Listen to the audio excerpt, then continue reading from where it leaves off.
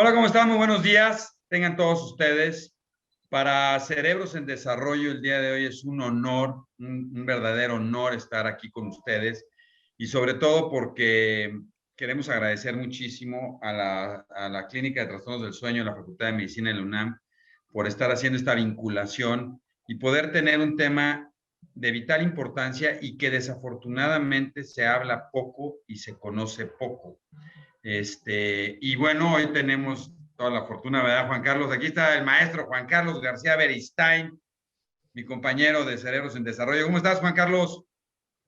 ¿Cómo ha estado? Muy bien, muy contento de estar acá con tan buenos amigos, colegas, expertos en la materia de sueño, que ya habíamos tenido la oportunidad de platicar con Rafa en diferentes ocasiones sobre muchas áreas de interés que evidentemente abarcamos en la consulta de neuropediatría y que ahora seguramente lo que platicaremos es la importancia de todos estos fenómenos de sueño, de sus trastornos y de cómo pueden impactar precisamente en los cerebros en desarrollo, ¿no? Sí, para eso tenemos al máster, al boss del sueño infantil en México, el doctor Rafael Santana. Rafael, ¿cómo estás? Gracias por la invitación y bienvenidos. Muchas gracias, ¿no? Pues es un placer mutuo y, y fortalecer pues esta vinculación que tenemos con el Hospital Infantil de México que tiene que ver con compartir, por supuesto, proyectos de investigación, que tiene que ver con la formación de recursos. Por supuesto, tenemos compañeros que han sido formados allá en el hospital, el caso de aquí de los colegas, de Rosana, de Jesús y de diversos especialistas que han realizado el curso de alta especialidad en la clínica de trastornos del sueño, y lo único que ha resultado es tener una relación estrecha de gran productividad. De hecho, en esta semana nos aceptaron otro artículo, entonces estamos pues muy contentos porque pues parte de los quehaceres universitarios pues está la formación, por supuesto, de recursos, por supuesto la investigación, esto que es fundamental, que es la divulgación de la ciencia, y claro, la resolución de problemas que tiene nuestra nación, y problemas graves son los que tenemos en cuestión en materia de sueño, y qué bueno que podamos hablar de cerebro y sueño. Y del desarrollo tan Gracias. importante. Y sí, mira, aquí los dos, tanto Rosana como Jesús, ¿no? Egresados del infantil. Rose, ¿cómo estás? Mucho gusto en Bien, verte. doctor. ¿Cómo has estado ya, Rose, totalmente en su proceso de desarrollo madurativo? Sí, ¿Cómo has estado, ustedes en Rose? desarrollo constante. Exacto. Muchas gracias por estar aquí con nosotros para hablar de sueño, ¿no? Y también, pues al doctor Jesús Lagunas, que ya recientemente acaba de salir de la alta especialidad ahí contigo. Jesús, ¿cómo estás? Muy bien, gracias, doctor. Qué gusto estar aquí con ustedes. Qué gusto que podamos estar hablando de un tema tan importante que es el sueño y que en la pandemia hemos estado viendo, pues una modificación importante, ¿no? De los fenómenos de sueño, ¿no, Juan Carlos? ¿Cómo ves en la consulta cada vez más frecuente, ¿no? No te escuchas, Juan Carlos. Ahí va el Juan Carlos. Fíjate que es muy interesante porque el fenómeno de sueño, ¿no? Y yo quisiera que empezáramos hablando un poco de esto. La verdad es que yo creo que ha sido poco estudiado en niños, ¿no? Y es poco conocido incluso dentro de la especialidad de neurología pediátrica y menos por los pediatras. Y entonces es fundamental entender qué es lo que determina, ¿no? Incluso viendo que hay fases de sueño y que hay, o sea, cómo se estructura el sueño durante los primeros meses y años de vida. Rose, ¿qué es lo que determina el fenómeno de sueño en los niños? O sea, ¿está dado por la crianza, por lo que comemos, o hay una situación biológica que va determinando el proceso de los sueños? Gracias, doctor. Pues realmente es muy multifactorial. O sea, si bien es cierto que una parte puede ser determinada genéticamente, como el cronotipo que nosotros podamos tener, si somos más búho o aurora, dependiendo que ahora sea que estemos más alerta o despiertos por parte de herencia de nuestros papás, y otro tiene que ver también la epigenética, y tiene pues para esto nuestra biología, que ya está determinada cómo va a ir cambiando, donde empezamos a tener muchas horas de sueño cuando nacemos. Un bebé prácticamente todo el tiempo de su vida está durmiendo, y conforme vamos creciendo va disminuyendo la cantidad de horas, también se va fraccionando menos, el sueño diurno va disminuyendo hasta que desaparecen las siestas, pero también los estilos de crianza y la sociedad, el contexto sociocultural, puede modificar obligadamente pues el tiempo que nosotros queramos que un niño establezca su inicio o su término de sueño. Obviamente la alimentación, esto puede afectar la continuidad de su sueño, las enfermedades que puedan tener transitoriamente. Entonces son como muchos aspectos que hacen pues un ser humano integral, pero que afectan en su desarrollo, y es un ciclo, ¿no? También el sueño al tener una continuidad adecuada o no, o ser de buena calidad, repercute en el desarrollo. No, y fíjate que esto que decías me parece súper interesante, ¿no? Donde es un ciclo.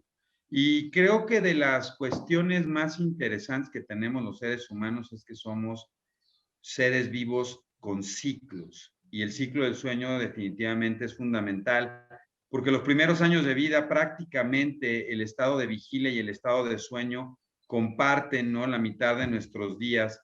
Y eso debe de tener una repercusión importante, ¿no, Jesús?, en los niños. O sea, el hecho de que tengan que dormir más es importante o no importa, porque muchas de las preguntas de los papás siempre es, ¿cuánto tiene que dormir mi niño? ¿No? O sea, porque yo veo que el doctor Santana duerme 4 horas diarias por su gran productividad, pero ¿cuánto? ¿Es importante entonces que duerman los niños o no? Claro, no, es importantísimo. Es una de las partes fundamentales, de los pilares de nuestra vida. A final de cuentas, si no dormimos o no dormimos bien, nuestra forma de vida, nuestro estilo de vida va a cambiar. No va a ser lo mismo un niño, inclusive un adulto que duerme las horas que tiene que dormir, a alguien que está privado de sueño o que su calidad de sueño es defectuosa, por la razón que sea, pero defectuosa a final de cuentas. En cuestión de la cantidad de horas, sí es muy variable dependiendo de la edad, muy variable. No es lo mismo un recién nacido que tiene que estar dormido la mayor parte del día. Se habla que más o menos tienen que dormir unas 18 de las 24 horas que tiene un día, a un niño más grande o inclusive un adolescente que ya prácticamente tienen el horario o la cantidad de horas que deben de dormir de un adulto. Ahora, no solo implica también la parte de neurodesarrollo, inclusive hasta cuestiones de crecimiento normal o cuestiones homeostáticas. Tan es así de que el pico de la hormona de crecimiento pues es durante el sueño. O sea, situaciones del que pudiéramos ver o que en general se pudieran ver como de la vida cotidiana, como qué también crece el niño, se ven afectadas si el niño no va a dormir adecuadamente, por lo mismo de que la hormona durante el sueño. Sí, es súper importante todo lo que puede ir regulando, ¿no, Rafael? Sí, yo creo que tenemos que tener en consideración en que no es un proceso pasivo, es un proceso activo. El sueño no aparece, o sea, de repente los niños necesitan dormir mucho. O sea, es una expresión vaga porque los niños recién nacidos no tienen las estructuras que les permiten mantenerse despiertos. Y el sueño es uno de los aspectos más relevantes del neurodesarrollo. Es decir, no aparece, se desarrolla, como muchas cosas van a suceder a lo largo de la vida. Y a los papás que están preocupados de que su niño no les permite mantener su estilo de vida y y se despierta mucho, yo les diría, tranquilos, solo van a pasar 25 años para que ese cerebro termine su periodo de maduración, o sea que ya les falta como 24 años, 11 meses, ¿no? Para que estén preocupados. Entonces, la liberación de melatonina no se da, el cerebro se está desarrollando, la parte más importante, lo que nos hace humanos, la región cortical, la corteza cerebral, pues tarde ese periodo, nos tomamos nuestro tiempo como especie, pero es fundamental porque muchos factores pueden perturbar ese desarrollo normal. Eso es lo que tenemos en evidencia en los estudios. por supuesto hay patologías neurológicas del desarrollo, etcétera, que van a perturbar el desarrollo de esos cerebros y que puede condicionar a que el individuo en su vida adulta tenga muchos problemas para el inicio y continuidad del sueño, porque estructuralmente tiene alteraciones. Es algo que se está investigando, no solo, bueno, área que nos interesa, por supuesto, en la clínica de trastornos del sueño, el estudio de la microestructura del sueño, pero tenemos que tener esa consideración. Y bien decía Jesús, la edad es fundamental. O sea, hay ciertas necesidades, claro, hay toda una distribución gaussiana, tenemos dormidores cortos y dormidores largos dentro de esas campanitas, ¿verdad?, de distribución, pero podemos decir que sí, vamos durmiendo menos, como también decía Rosana, y hay diferencias de género, hay diferencias, no podemos decir, los niños duermen así, los niños o las niñas, porque hay diferencias que se tienen por género, y que por supuesto que van a ir cambiando y que con el desarrollo va a tener fluctuaciones, claro, en el caso de las mujeres, porque van a coincidir con la parte del ciclo menstrual y de condiciones muy específicas, van a estar embarazadas, van a estar criando, van a estar lactando, cosa tan importante, ¿no?, de la alimentación.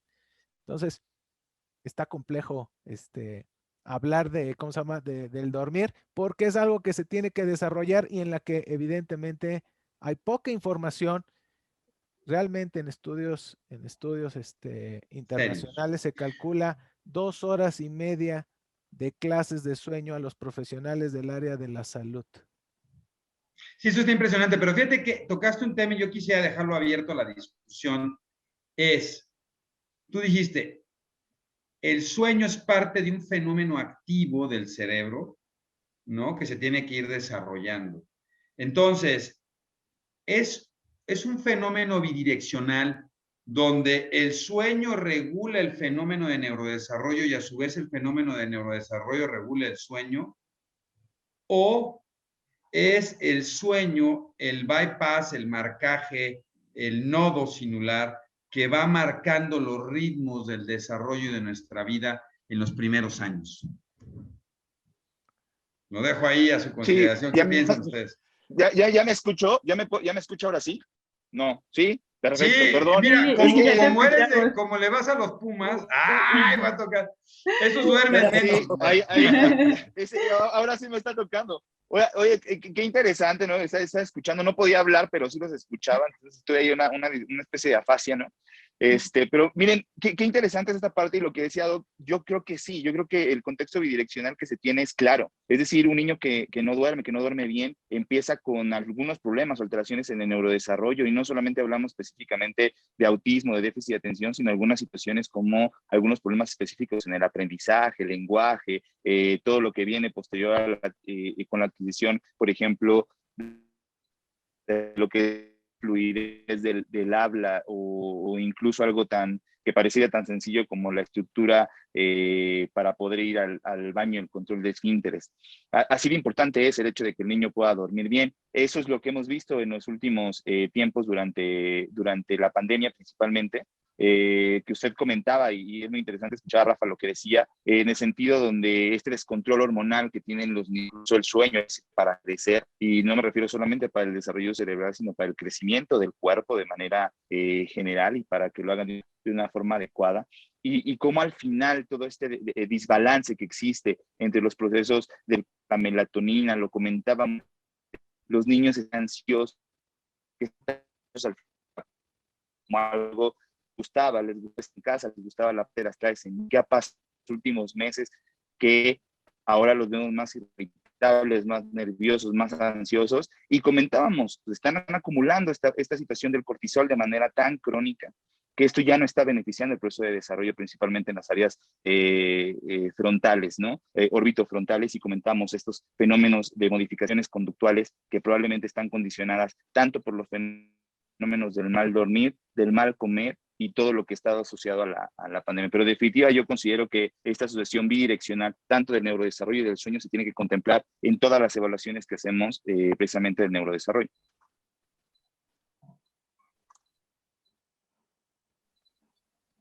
Rose, ¿tú qué piensas?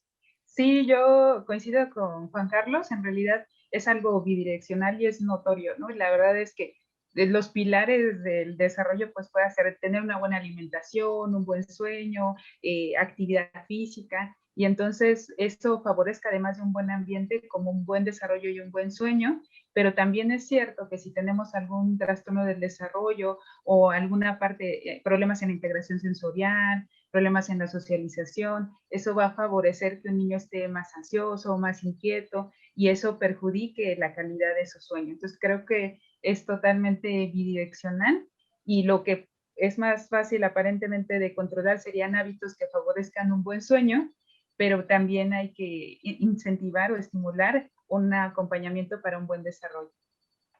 Bueno, pero otra vez, esto, o sea, tú aquí lo mencionas, es y lo decía bien Rafa, ¿no? En este proceso de desarrollo cortical, porque también a veces se malentiende un poco, Rafa o Jesús, entender que el sueño es una serie de ciclos de sueño, ¿no? No es como un sueño tomado así global. ¿Y quién marca, Jesús, las pautas del sueño? O sea, ¿quién es el que va llevando el fenómeno de sueño? ¿Quién lo provoca, no? Es que ahí, a final de cuentas, aunque se vea muy sencillo, de, pues ya me voy a dormir y listo, o sea, es una serie de procesos que actúan, bueno, más bien, en el que actúan diferentes áreas, o sea, no es de que esta área, pues, es la que dicta cuánto dormimos y todo. A final de cuentas, sí, por ejemplo, en niños más grandes lo que dicta, por así decirlo, es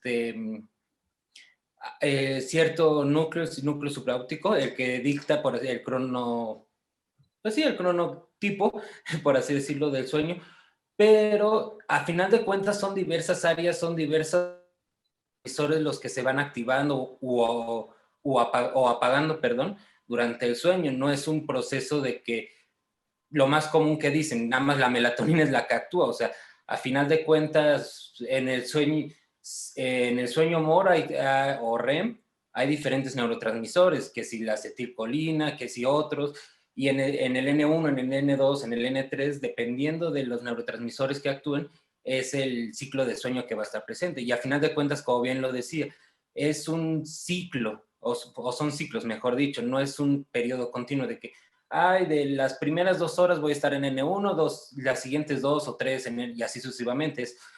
Primero entramos, acaba el ciclo y reinicia otro, y así va con subidas y bajadas, por así decirlo, durante toda la noche. No es algo continuo, no es una carretera, es una montaña rusa, a final de cuentas. Pero entonces, Rafa, o sea, hay estructuras muy profundas que son las que van a ir como, así como tenemos un nodo en el corazón, un marcapaso en el corazón, ¿no? Que te va generando tu frecuencia. A nivel cerebral también existe un marcapaso del sueño que hace que no te quedes dormido, ahorita no estemos dormidos, sino que te mantenga despierto. Ahora, ¿qué tan cierto es que hay una gran herencia en el sueño? Tú lo mencionabas ahorita. ¿Sí es cierto que papás que duermen mal, los hijos van a dormir mal, o es porque la crianza los ha llevado a que hagan lo mismo? No los dejan dormir, Doc, viendo películas en la noche, no los dejan dormir y viendo a las Chivas jugar tan noche, luego los partidos hasta las 10. Óyeme, y vamos por el clásico. El clásico. Sí, se heredan los malos hábitos, eso también, eso seguro. No, claro, fíjate que hay investigaciones, claro, se proponían desde hace mucho tiempo, ¿verdad? Gente adelantada, gente con una visión adelantada a su tiempo, ¿no? Y los últimos hallazgos nos dicen que, por ejemplo, el microorganismo, estamos hablando en otros organismos, pues no necesitan cerebro para dormir. Oye, ¿cómo? ¿No necesito cerebro? Sí, la hidra tiene un sistema nervioso, ¿no? Pero distribuido a lo largo de todo su organismo.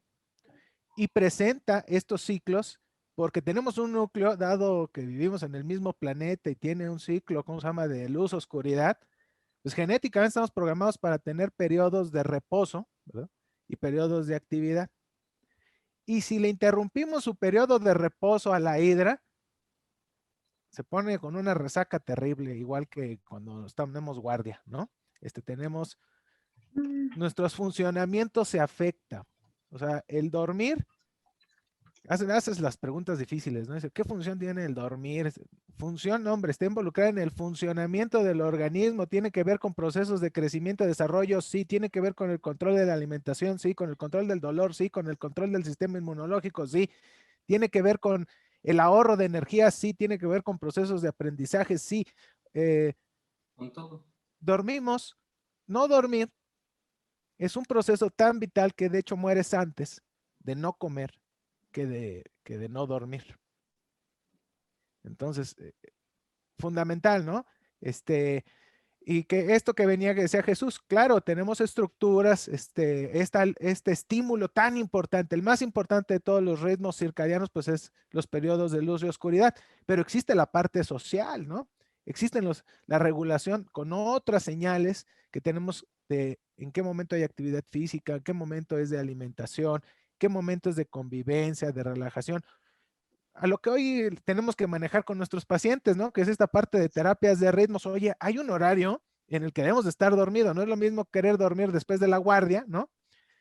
El horario nocturno, al que estamos diseñados genéticamente y que requirió miles de años de evolución. No es lo mismo querer dormir en otro horario, a pesar de que tengamos una sociedad que trabaja los 365 días, las 24 horas del día, alguien está activo y que se proyecta que a mediados de este siglo, pues más del 50% de la población estará en un turno nocturno o en un turno rotatorio y que ha evolucionado terriblemente, ¿no? Porque uno de nuestros problemas y lo que le pasa a los papás pues a los niños que atendemos es que está alterado esto por el estilo de vida que tenemos. Estamos ante restricción de sueño, no dormimos la cantidad que necesitamos, no estamos privados, estamos restringidos de sueño, por una parte. Es que tenemos pues trabajos de turnos prolongados, peor pagados que en antaño, y además necesitas tiempo para poderte trasladar a tu trabajo. El caso es que te quedaste sin tiempos para comer adecuadamente, para hacer ejercicio, para educar a tus hijos, para vivir, para disfrutar, para convivir con tus amigos, te quedaste sin eso, solo tienes tiempo para trabajar en esto que muchos antropólogos llaman hoy en día pues la esclavitud moderna. Y a expensas de alguien paga los platos rotos. El sueño, nos robamos, hurtamos esa cantidad, despreciamos al dormir y es más, vemos con malos ojos a aquellos que dicen, oye, yo trabajo de 8 a 2, oye, ¿y qué haces el resto del día? O sea, eres un godínez, ¿no?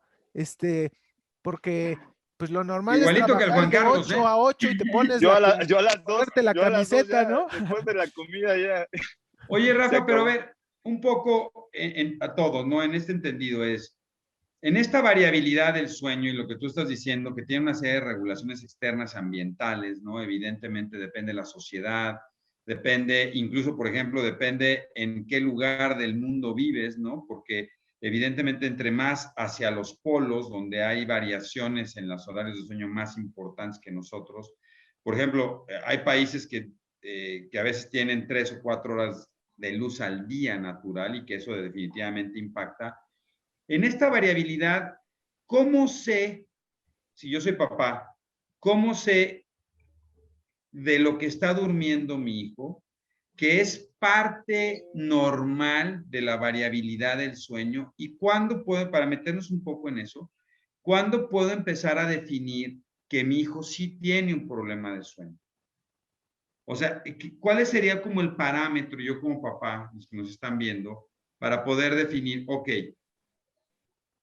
normalmente los niños deben dormir 8 horas. Mi hijo duerme 7 horas y media. ¿Esa es parte de la variabilidad normal o ya se salió del rango y es un problema de sueño y tengo que buscar apoyo? No sé, Rosana, ¿tú cómo lo ves? Sí, creo que pues como lo habíamos mencionado, conforme va pasando la edad, va cambiando el número de horas que está establecido, pero también recordar que estas son estadísticas hechas en cierta población con ciertas características que, como bien lo menciona, pues dependiendo qué tanta luz, exposición tengan en cada país, pues tomamos quizá rangos de una comunidad que no se aplique a la nuestra, ¿no? O sea, que no tenga tanta validez externa. Sin embargo, pues no sé, en promedio a lo mejor un preescolar debería de dormir 12 horas continuas.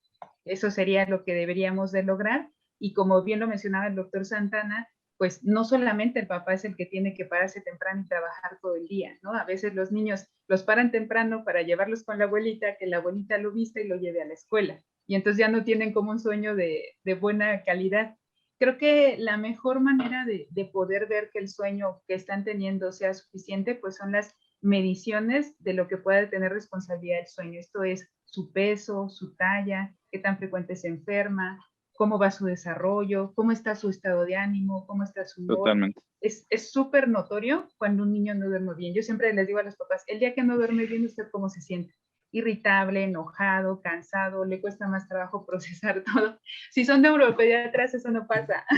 No pasa nada, no pasa, no cuenta. No. Tenemos un chip implantado en el infantil. Oye, eso no nos pasa.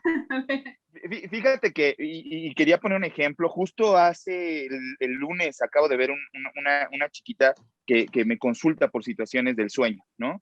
Qué importante es precisamente el poder tener un buen interrogatorio y el saber los hábitos que está teniendo cada una de las niñas, pero aquí es un caso muy sencillo. La mamá es enfermera, trabaja durante la noche, papá maneja por ahí un auto de estos de alquiler, y entonces llega también a las 12 de la noche y prácticamente pues la niña no duerme absolutamente nada durante la noche porque la mamá está trabajando, el papá se queda dormido, entonces la niña se para, pone videos, me dice la niña, yo pongo videos y me la paso bailando toda la noche. Mi mamá llega más o menos como a las 8 de la mañana y adivina, se tiene que conectar a clases, ¿no? Entonces me dice la mamá, doctor, yo la conecto a clases y de repente pues la niña está quedándose dormida, ¿no? Y el problema es que la mandan a valoración porque piensan que la niña tiene déficit de atención. Y entonces la señora me dice, bueno, doctor, ¿y qué vamos a hacer con el déficit de atención? Vamos a darle tratamiento, porque yo he visto que otros niños toman medicamento para lo del déficit de atención y todo, yo quiero que la niña aprenda y demás. A ver, no, señora, es que creo que el problema fundamental aquí no es eso. El problema fundamental es que la niña no está descansando, no está durmiendo y entonces la conectamos a una niña, como decía Rafa, desvelada totalmente, con todos esos procesos fisiológicos del sueño que están invertidos de una manera terrible. Y entonces no solamente modificamos el proceso atencional, sino modificamos los procesos, obviamente, emocionales en los niños. Tenemos niños más enojones, más irritables, que no están comiendo bien, que después ya te los llevan por algunos procesos negativistas desafiantes, que están teniendo mal aprovechamiento en la escuela. Y creo que pocas veces, y no sé qué opinen, pocas veces hacemos un buen interrogatorio sobre los hábitos del sueño. Y ni siquiera preguntamos si duerme solo, si tiene su habitación, si tiene su propia cama, si tiene su propio espacio, si no están ocupando la cama, como le decimos siempre con el doctor Barragán, si no ocupan la cama como escritorio, una extensión del escritorio, ¿no? Que de repente ya está lleno de libros y de computadoras. Y el niño empieza a reconocer esto, ¿no, Rafa? O sea, empieza a darse cuenta, pues, que la cama es una extensión del escritorio y del comedor, porque además ahí comen también. Entonces, creo que este ritual del buen dormir se ha ido perdiendo con el paso del tiempo. No sé qué opinan ustedes, pero la verdad es que creo que estas nuevas generaciones, incluyéndome, ¿no? Como un exponente de los malos hábitos de sueño, lo hemos perdido. Ya no tenemos cuidado con nosotros mismos y probablemente nuestros niños lo van aprendiendo también. Es decir, el sueño pasa a segundo término. No sé cuál sea su experiencia en cuanto a eso. No, y es que sí es muy común eso de que, a final de cuentas, como bien dijo la doctora Rosana hace ya unos minutos, ahorita no solo es el componente genético, sino también lo que vamos aprendiendo, nuestro estilo de vida. Como bien dice, no es lo mismo un niño que usa la cama solo para dormir al niño que tiene su Xbox o cualquier videojuego, tele, come, hace tarea y todo lo que no tiene que hacer, lo hace en la cama. A final de cuentas, eso nos altera. De hecho, una de las medidas de higiene del sueño es dejar única y exclusivamente la cama para dormir. Acostumbrarlos a que solo se use para eso, para lo que es, para echarse y acostarse a las 8 o 9 de la noche y dormir únicamente. Pero en cambio estamos en el Xbox, en el celular, en lo que sea, cuando no está diseñada para esto. Y a final de cuentas, sí lo podemos ver repercutido en la vida diaria. O sea, hay quienes nos llegan no sé, es que mi niña empezó con mucho dolor de cabeza y no sé qué. Pues sí, pero si no interrogamos, resulta que la niña está durmiendo horrible durante la noche y el dolor de cabeza, la cefalea, es una expresión de que no está durmiendo bien. Inclusive, de hecho, por ejemplo, en niños más pequeños, una manifestación de que están teniendo problemas respiratorios durante el sueño es que, por ejemplo, se pudiera manifestar como inatención, no como que se están quedando dormidos, como no ponen atención o están hiperactivos durante el día. Y ahí viene el diagnóstico diferencial de que los mal catalogan, por así decirlo, como un TDAH. No, y déjate eso, o sea, algo que hemos visto con Rafa y ya habíamos platicado en otras ocasiones, ¿no? Y también con Juan Carlos es que lo más fácil es le tomo un electro, ¿no? A las 12 del día y sobre eso hago un diagnóstico de un trastorno del sueño severo y empiezo a darles tratamiento con antihistamínicos, ¿no? Y yo creo que es importante, ¿no? Siempre nosotros decimos en Cerebros en Desarrollo, con Juan Carlos, las opiniones aquí vertidas son personales y no representan ni a una institución ni a la facultad, pero finalmente es la experiencia que tenemos, ¿no? Y de repente creo que de los, de las experiencias que más tenemos es del mal manejo, y como bien decías, Rafa, creo que el hecho de que no se dé ni en la Facultad de Medicina los principios básicos del sueño no hace que haya una gran cantidad de, bueno, de mitos y de cosas así impresionantes. Yo creo que es uno de los de las lagunas que existen en la formación. Ciertamente la facultad tiene materias optativas, pero esas materias optativas pues, son una veintena de alumnos por generación, o sea que son 20 médicos para una generación de la Facultad de Medicina, o sea, es una cantidad minúscula, ¿no? ¿Cuántos egresados tenemos hoy en día con cursos de alta especialidad? Lamentablemente yo creo que no cubrimos ni a la población de la delegación más poblada de la Ciudad de México. Es así la cantidad de déficit que tenemos en la formación, pero no requerimos, necesitamos gente en todos los niveles, de posgrado, pero necesitamos formación de pregrado, de médicos, no, de todos los profesionales del área de la salud. O sea, necesitamos que el nutriólogo sepa de la importancia que es la parte del dormir en su área, por supuesto, de enfermería, que de hecho son quienes nos orientan mucho, ¿no? Dice el doctor, en la noche su paciente roncó y estuvo súper inquieto y no le queremos poner atención, ¿no? Pero aún Pero no así es hay normal grandes eso, déficits. Rafa. No es normal que yo me mueva en la noche y ronque. No es normal, roncar jamás va a ser normal. Dejó de ser sexy hace muchos siglos, ¿no? Decías, ay, ¿dónde está mi roncador al lado, no? No, ya dejó de ser, tiene un componente negativo, es parte el ronquido de una manifestación de una obstrucción de la vía aérea superior. Hablamos de la nariz al cuello. Ese tubo se colapsa. Está regulado por diferentes nervios, muchos músculos y sirve para hablar, sirve para comer, sirve para respirar. Es muy complejo y se colapsa. Y Oye, pero entonces, a ver, es de la pregunta que hacía hace rato, si mi hijo ronca, eso sí necesita ser evaluado, ¿no? siempre. Si mi hijo está por estas manifestaciones durante el sueño, que yo siento que se mueve, veo que hay una gran irritabilidad al día siguiente, como decía Juan Carlos, que se empieza a quedar dormido, como decía Chucho, que de repente en la escuela no está logrando alcanzar algunos niveles, y lo empiezo a relacionar con el sueño, es importante decir, sí es factible que el problema de sueño esté teniendo un impacto sobre el funcionamiento de mi hijo. Y ese es un momento de abordar e ir con alguien. ¿Con quién voy? Porque hoy se ha puesto muy de moda, y también se lo dejo a todos, estas personas que ayudan muchísimo, que son como coachings del buen dormir, ¿no? ¿Qué hago yo? Un electro. Un electro de 12 horas. Creo que del primer abordaje sería con su médico pediatra para que verifique justamente pues, las condiciones, todo esto que estamos evaluando, como a su peso, su talla, su curva, su desarrollo, que eso es parte del abordaje en pediatría. Y obviamente, pues su misión justo sería descartar que no existan trastornos durante el sueño, sobre todo el ronquido o los estilos de crianza que pudiese estar favoreciendo. Y muchas de las condiciones, creo que los sistemas de coach de sueño pueden ser buenos en distintos, dependiendo de la corriente, de cómo asesoran para acompañar en el sueño, pero la parte médica de saber que no existe algo más de fondo, que yo le esté pidiendo a un niño que tiene algo, pues que tiene un trastorno de base, que duerma igual que la mayoría de los niños, pues realmente es entender que no se aplica una receta de cocina para todos. Ni siquiera hablábamos ya hace rato de que las estadísticas pues son determinadas en una determinada población, no necesariamente para nosotros.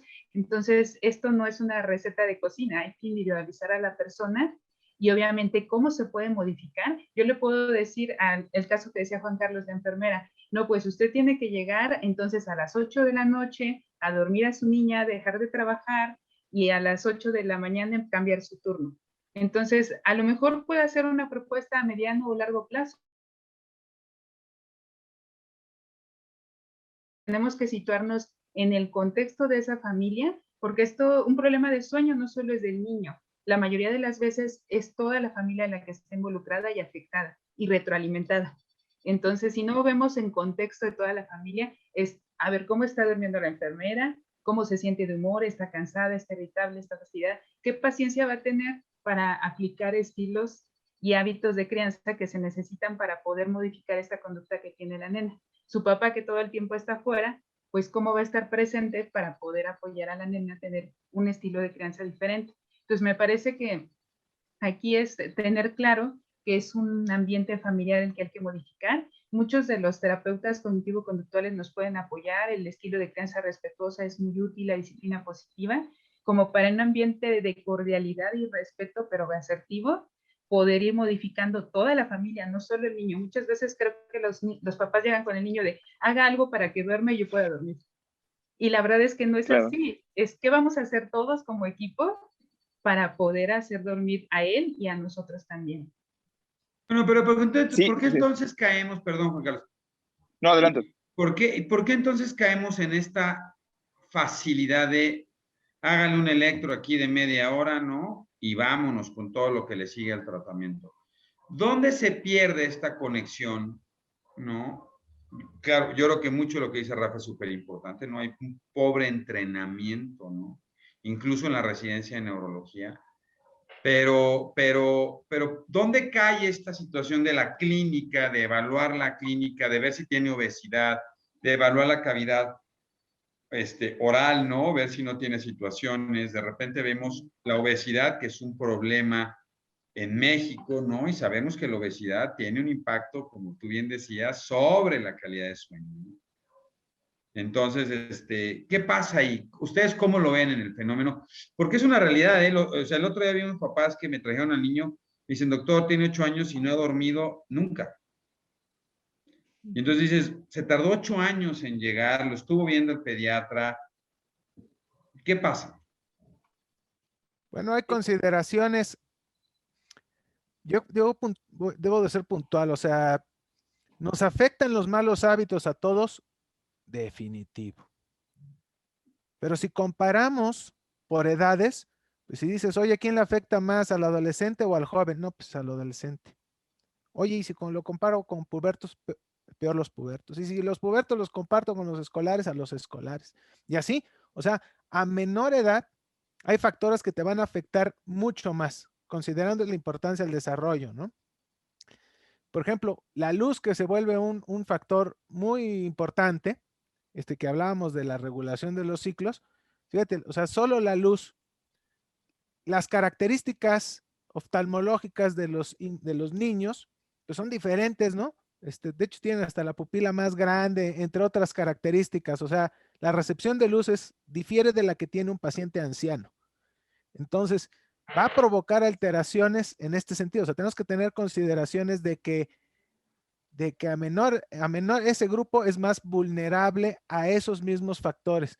Y lo perdemos de vista, o sea, es cierto. O sea, el papá está preocupado porque no puede dormir, pero tiene esa extensión que decía Juan Carlos, ¿no? Tiene esa extensión de su escritorio en la cama, quiere con el celular encendido, más en estos tiempos de confinamiento en donde tenemos, pues somos seres humanos, somos una especie social, requerimos interacción social, ¿no?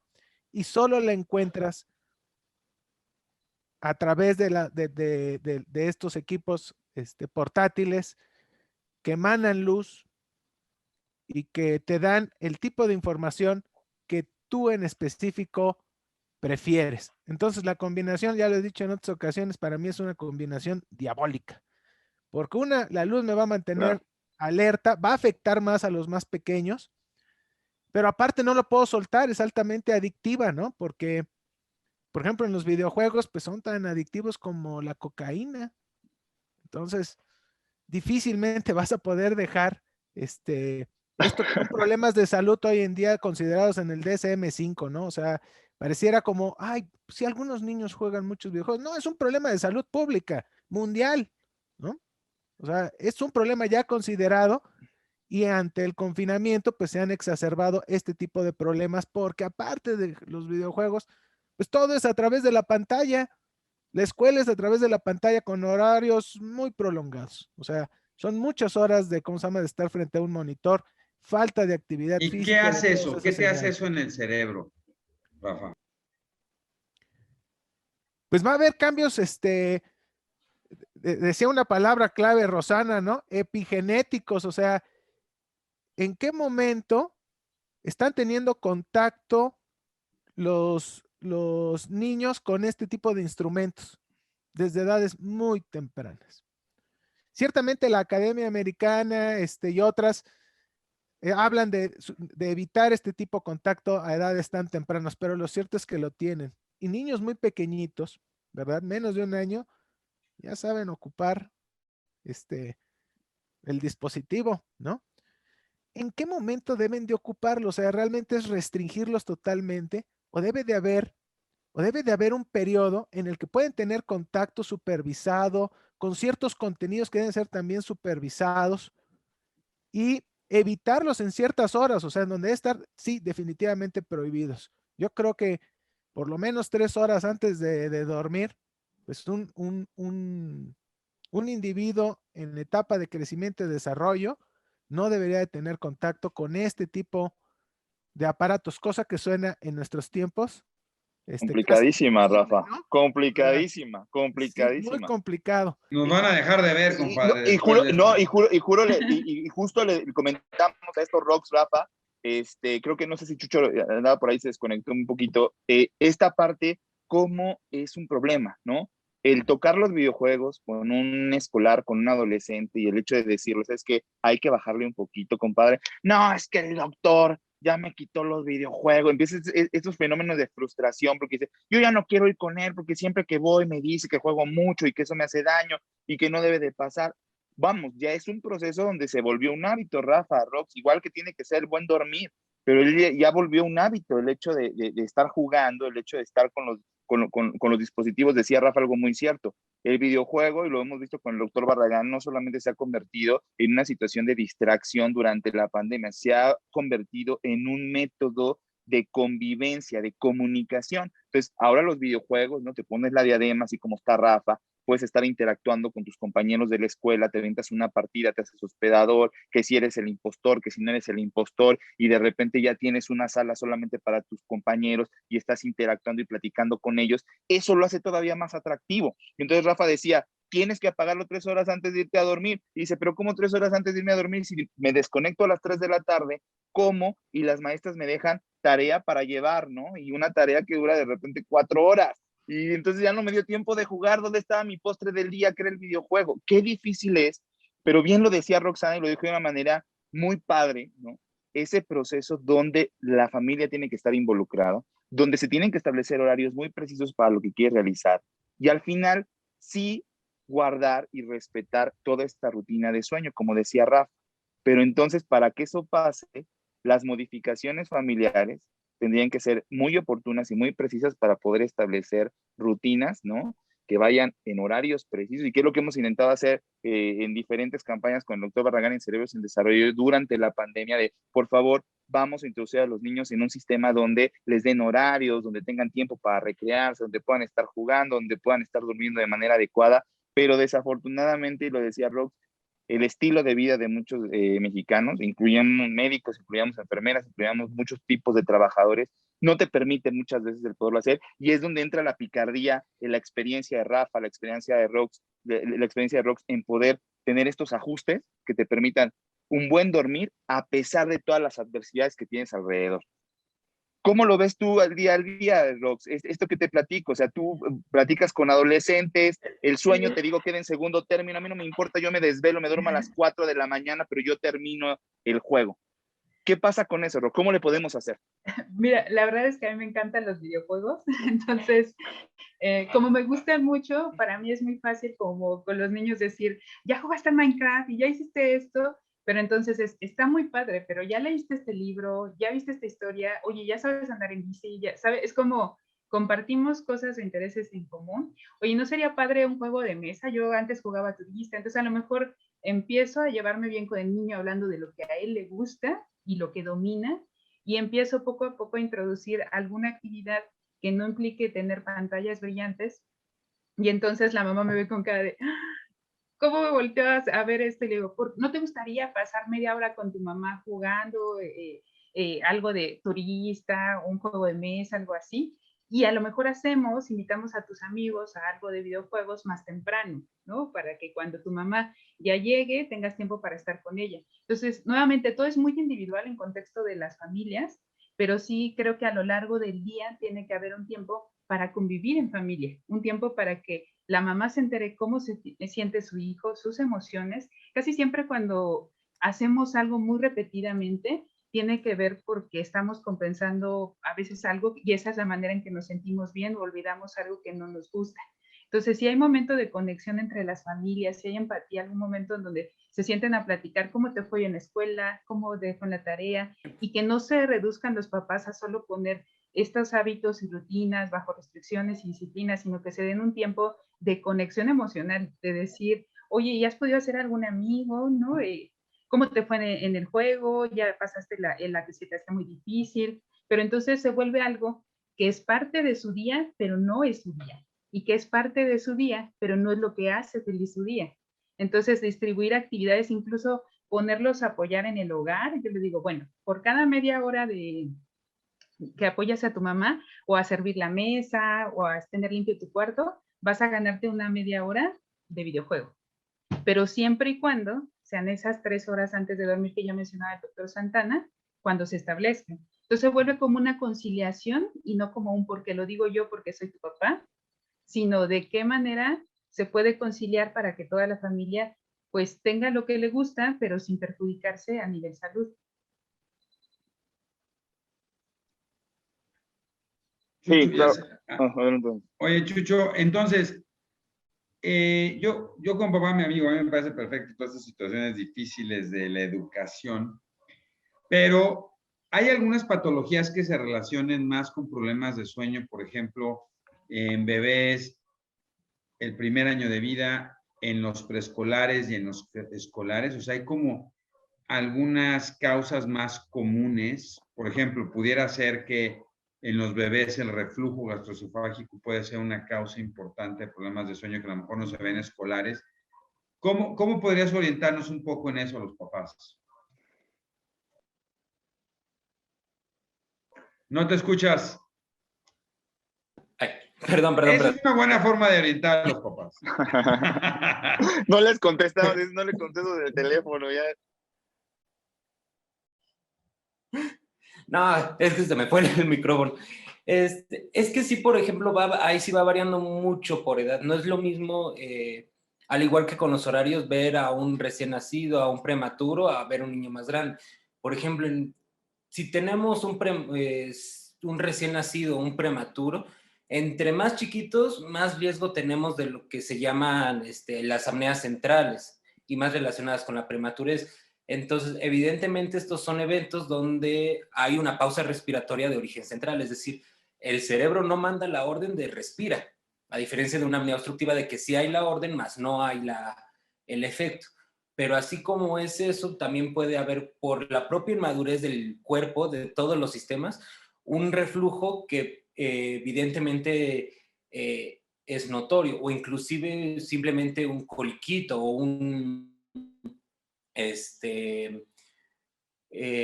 no sé, alguna otra situación de este estilo que le pueda ocasionar dolor o malestar al niño, si nos pudiera estar interrumpiendo el sueño.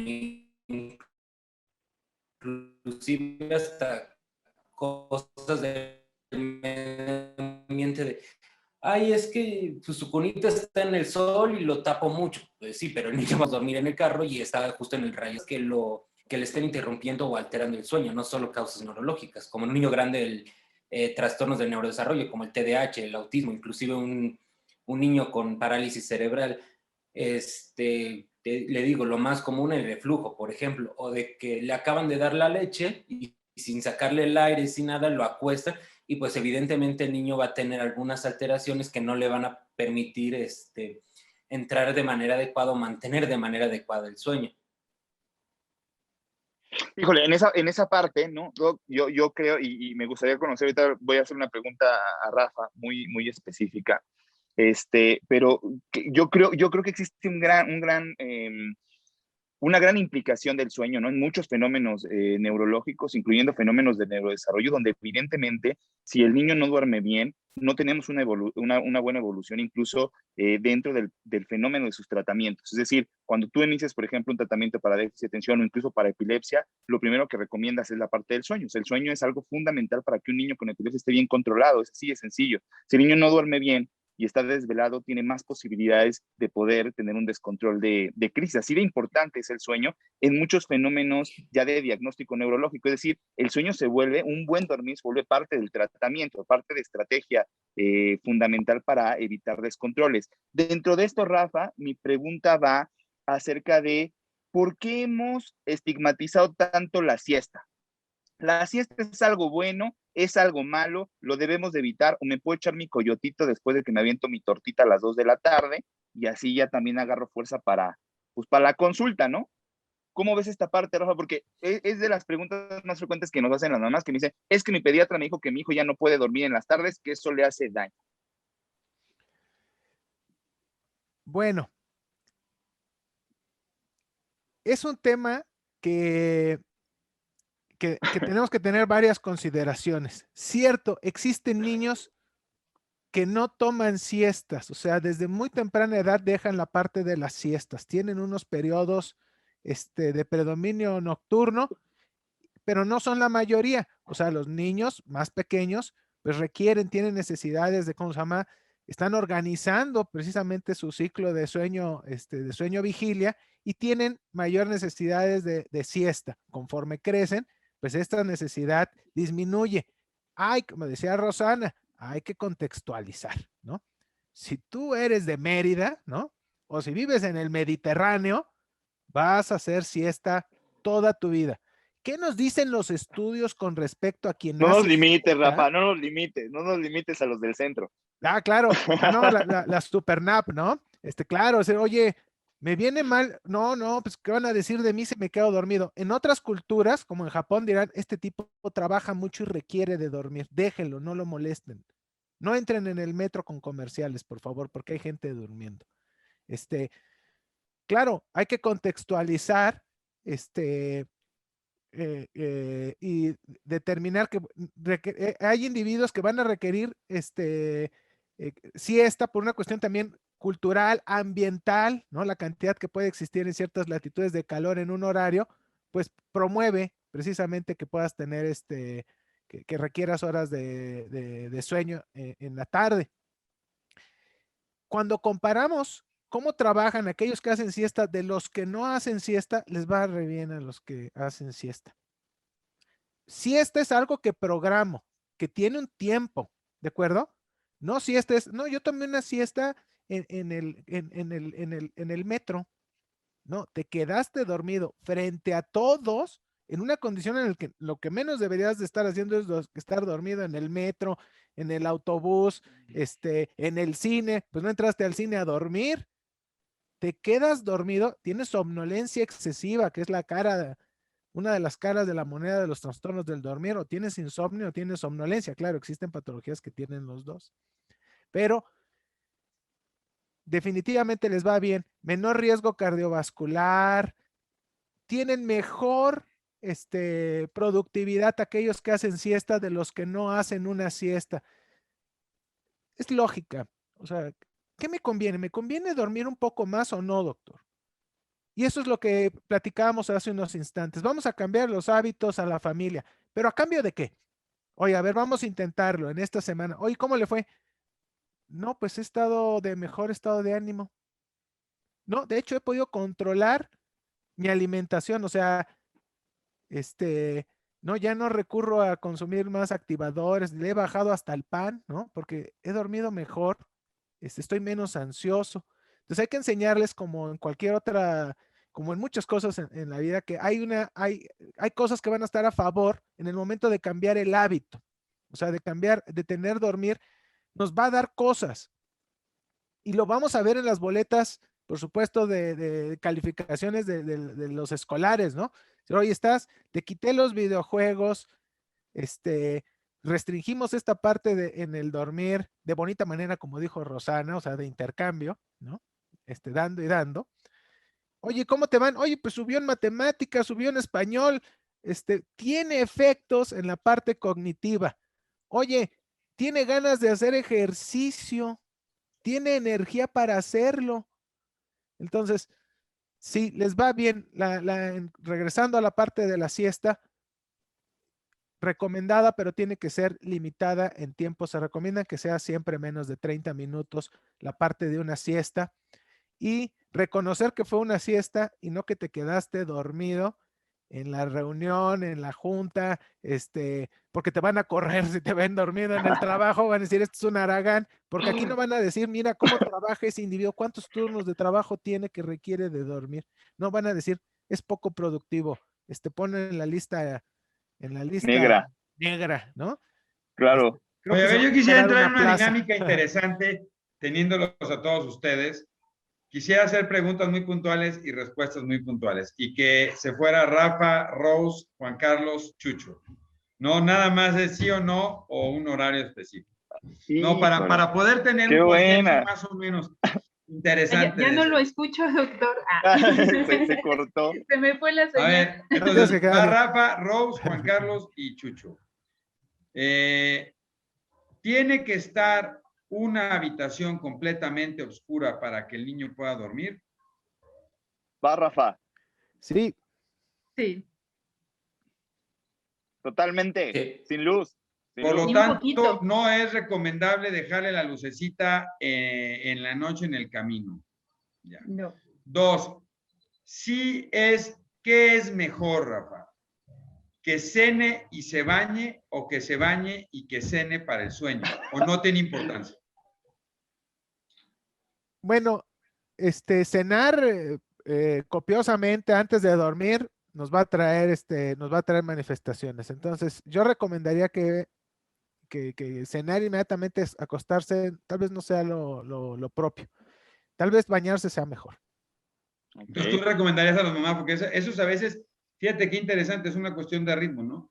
¿Tú qué dirías, Rose? ¿Que cenen y que se bañen o que bañen y se cenen? Cenar y bañarse. ¿Tú, Juan Carlos?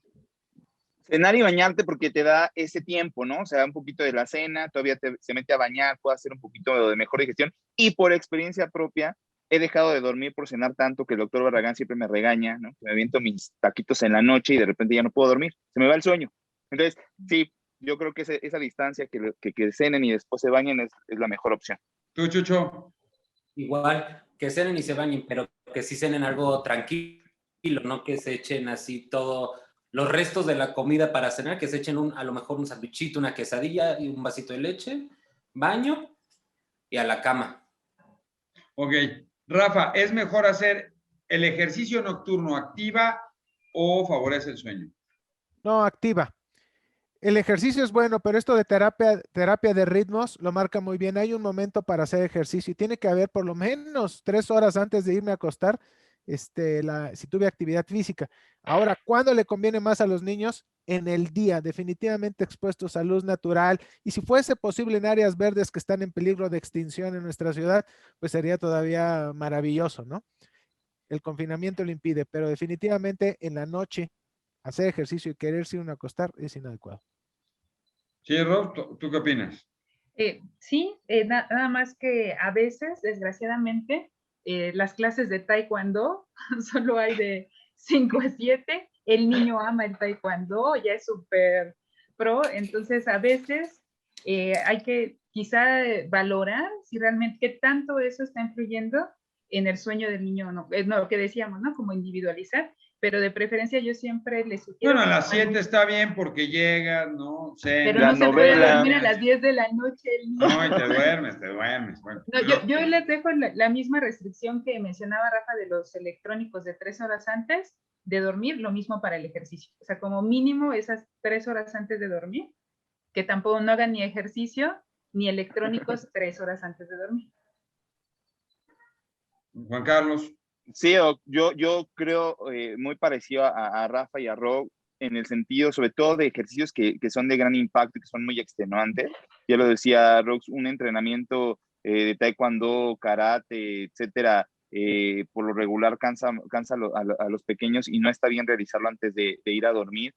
Yo de repente me dicen, bueno, ¿y entonces qué podría hacer? Yo recomiendo mucho videos de yoga y de tai chi antes de ir a dormir, que tienen que ver más con el proceso de relajación y que ese tipo de actividad física, al no ser tan dinámica, sí podría favorecer discretamente la situación del sueño. Pero en definitiva, actividad física intensa, como decía Rox, bien dicho, 3 horas antes de ir a dormir, en teoría ya el cuerpo tendría que estarse preparando para descansar.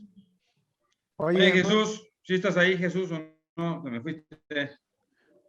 Oye, a mí me gustaría puntualizar esta última parte de Juan Carlos, o sea, cierto, o sea, existen otros trastornos y les va muy bien cierto tipo de actividad, ¿no? Los trastornos de movimiento, ¿no? El bruxismo, el trastorno, el síndrome de piernas inquietas, que ante la falta de inactividad se incrementa y ciertamente existen alternativas milenarias, ¿no? Como el yoga, el tai chi. Los calambres en la noche, Rafa. Y los que practican karate hacen meditación después de terminar su sesión, o sea, no de ahí agarran y se van corriendo, respiran, les enseñan a respirar, a relajarse, o sea, mis respetos, o sea, hay cosas que tienen miles de años de existir y que funcionan y funcionan muy bien. Oye, Rafa, ¿y tú? Digo, se nos fue ahorita Jesús tantito. ¿Qué le puede recomendar a la mamá? ¿Qué es mejor? ¿Que le lea un cuento y se duerma? ¿Que el niño cuente un cuento y se duerma? ¿O nada más llevarlo a la cama, acostarlo y salirse y ya? ¿O no importa? O sea, sí lo puedes activar o no activar, acompañarlo o no acompañarlo a dormir. En un escolar, sobre todo. Bueno, yo eso lo contestan mejor los pediatras, ¿no? Yo en lo No, pero tú como particular, soñólogo. yo en lo particular creo que hay que dar una variedad en esa parte de los estímulos. Yo creo que sí, hay que leer, ¿no? Promover esta parte de la lectura con luz tenue es importante. Platicar. O sea, hay otros días en los que lo que tal vez podemos voy a contar de X, Y, etcétera, ¿no? Y hay otros días en donde y si escuchamos un poquito de musiquita, y si en otro La día música no nos jugamos, o sea, si activa, hay Rafa. diferente estímulo que sea agradable, mucho mejor. Claro, la lectura, siempre va a ser buena. El libro malo es el que no te pones a leer, ¿no? Pero Ese si es les malo. pongo música o los dejo, sobre todo a los adolescentes, esos adolescentes que siempre dicen, Bueno, me sí. quiero dormir con música, ¿no puede tener un impacto negativo sobre el sueño? Sí, o sea, bueno, habrá que ver la parte, o sea, como actividad previa antes de irte a dormir, ¿no? ¿Qué estímulo es el que vas a manejar de acuerdo a su grupo de, ¿cómo se llama? A su grupo de edad. Yo creo que hay que variar en la parte de los estímulos. Yo creo que una receta para todos los días de la vida, para antes de ir a dormir, creo que caemos en un error en creer que todos los días van a ser iguales, ¿no? Sí tenemos que tener una rutina en la cuestión de higiene, en la cuestión de la alimentación, pero la última actividad puede variar, o sea, tal vez es muy confortante poder hablarle a ese tío que vive lejos, ¿no? O a mis primos, en algún momento en la tarde, más ahora en el confinamiento, y socializar en estos tiempos que requerimos de interactuar con nuestros, pues con individuos de nuestro grupo, de nuestro mismo grupo de edad, que podemos aprovechar, dada la tecnología, en horarios, adecuados, de tener ese tipo de actividades, de poder, de realizar no solo procesos que me ayuden en mi formación, sino que hay muchos otros tipos de actividades y también tienen que ser divertidas, no estimulantes de que me va a llegar como un videojuego y que me va a mantener alerta y no voy a poder soltarlo, sino una actividad diversa. Yo en lo particular soy más pro Rose, a la variedad. Rose, ¿es cierto el efecto Mozart? ¿El efecto Mozart? ¿A qué se refiere con el efecto Mozart? Sí, el efecto Mozart, que dice que escuchar música clásica tipo Mozart, por los ritmos que tiene, favorecen la regulación de los ritmos neuronales y por lo tanto que duerman más fácil. Entonces, ¿qué es mejor ponerle Mozart o Beethoven que ponerle la Sonora Santanera? ¿Tú qué opinas de eso? Tú que eres experta en esto. En realidad, yo soy muy dada a tratar de que no asocien algo en específico como para poder dormir, porque después hay varios periodos en la vida de los niños. No, pero independientemente de eso, esto, o sea, no es una cuestión psicológica, sino es una cuestión. Si la música de Mozart, con el ritmo que tiene, se sincroniza con la actividad eléctrica cerebral y entonces la actividad eléctrica cerebral se sincroniza con esta música y eso favorece que mejore el ritmo, o no tiene nada que ver. Yo con nivel de evidencia no lo sé y tampoco lo uso, ¿no? En realidad no lo empleo.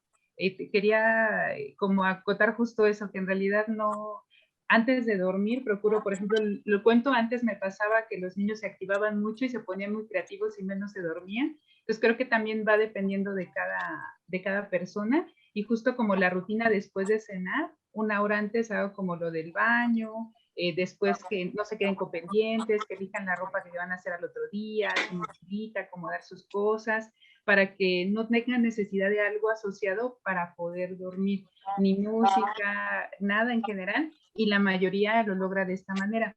No he tenido hasta ahora, en todos estos años, alguien que requiera como de música para dormir. La mayoría lo ha logrado sin necesidad de ello. Y lo que sí he leído es de los beneficios de la música de Mozart como para el desarrollo, de escucharla, y creo que de recomendarla, al igual que la lectura, lo recomiendo como diario, pero no en un momento asociado como para poder dormir. Nunca lo he usado de esta manera. Oye, Chucho, ¿qué tanto? Yo sé que tú recomiendas mucho estas esencias para dormir, la aromaterapia. ¿Es cierto o no es cierto tener aromaterapia con lavanda, por ejemplo, con... ¿Sí se recomienda? ¿No es bueno? ¿Es bueno? Es que como tal, no hay algo específico de, X de esencia te va a ayudar, pero sí, yo lo he visto mucho, es muy, como dijo la doctora Ross, es muy individualizado, depende de, ahora sí que, cómo cada quien, a final de cuentas, son situaciones que ciertos aromas a ciertas personas, valga la redundancia, les pueden relajar. Ahora, digo, eso en cuestión de los aromas, pero por ejemplo, igual lo que decía la doctora Ross, en cuestión de la música todo, o cuentos, sí es preferible a lo mejor que no lo asocien directamente en la cama a la hora de dormir, pero sí que si eso los relaja, sí realizarlo a lo mejor un tiempito antes, unos minutos, una hora antes de dormir, antes de acostarse, para ahora sí que calmarlos un poquito, que los relaje y ya que se vayan a la cama y a dormir. Pero ahora sí que lo de las esencias ya depende de cada quien si eso les puede ayudar para relajarse. Oye, Juan Carlos, ¿y qué tanto poner humidificadores? Porque dicen que la humidificación del cuarto es muy importante para lograr dormir. ¿Tú la recomiendas o no la recomiendas? Humidificadores o estas cosas, ¿no? También, porque dicen que la resequedad, sobre todo en ciudades como Ciudad de México, que es muy reseco, puede impedirte dormir. Sí, muchas mitos acerca del momento del ritual del sueño. Solamente comentando lo que decía antes, siempre pongo un ejemplo muy puntual con los papás en ese sentido de antes de irse a dormir. Y siempre les pongo el ejemplo de nosotros como adultos, por regular, justo antes de dormir, nuestros pensamientos se magnifican. Es decir, si tenemos alguna preocupación, si tenemos algún plan que estamos desarrollando y demás, por lo regular antes de ir a dormir empiezas a recordarlo, empiezas a decir, mañana tengo que hacer esto, hoy no hice esto, me quedo con estos pendientes, tengo que pagar estos recibos, todo empieza a correr justo antes de que te vas a Ya me lo dormido, dijiste, ya me ¿no? empezaste a echar. Claro. Entonces, yo siempre les pongo ese ejemplo, que eso ocurre. Entonces, no hagamos eso con los niños. No empecemos a situaciones o temas donde su cerebro se quede trabajando justo pensando en esto que ocurrió. De repente dicen, bueno, un cuento para dormir. Sí, lo decían perfectamente bien un poquito antes de acostarlo para que nada más sea el ritual de acostarse, que se quede cómodo, bien tapadito, con la luz apagada y que no tarde tanto tiempo en empezar a dormir, que esa es una pregunta que quería hacer más adelante. Entonces, es un poquito, sí, anticiparlo. Lo de la lectura me parece fantástico. Lo de la música no me parece malo, pero sí apagar la música justo antes de que el niño ya esté precisamente acostado y se pueda quedar dormido, prácticamente sin ningún estímulo. Humidificadores, la verdad es que estos humidificadores o estos dispositivos que intentan como eliminar estas partículas tóxicas del ambiente, ¿no? Para los niños y demás, vamos, no hay como una indicación real para que esto confirme o sea algo sólido en el aspecto de que con esto va a descansar mejor o puede favorecer la situación del sueño. Tampoco es que desalentemos su uso, ¿no? Y si alguien lo viene ocupando y se siente cómodo con esto e incluso le ha beneficiado, como siempre lo decimos, bueno, pues que lo siga haciendo, pero la realidad es que no hay una indicación para poderlo hacer. Ya Rafa y Roxy y demás que son expertos en la situación del sueño, saben que cuando existe un problema, por ejemplo, respiratorio, vamos, los humidificadores realmente no van a solucionar el problema del sueño. Hay otro tipo de dispositivos que evidentemente se pueden utilizar y que son específicos, evidentemente, para resolver los problemas de respiración durante el sueño. Rafa, colecho, sí, no, y hasta qué edad.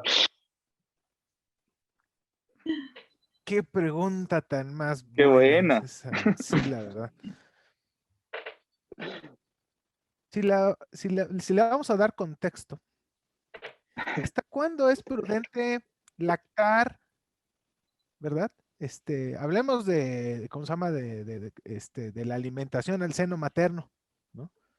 Porque algunos estudios marcan, por ejemplo, que los CEO tienen un común denominador. Fueron lactados cerca de 2 años. Entonces, igual estás muy preocupado en pagar las colegiaturas de esa escuela que te recomendaron de maravilla. Y resulta que pues ni lactaste y ya tienes una desventaja de por vida, por no haber recibido el alimento específico de especie. Hay muchas razones por las cuales no se puede hacer. Yo también lo reconozco.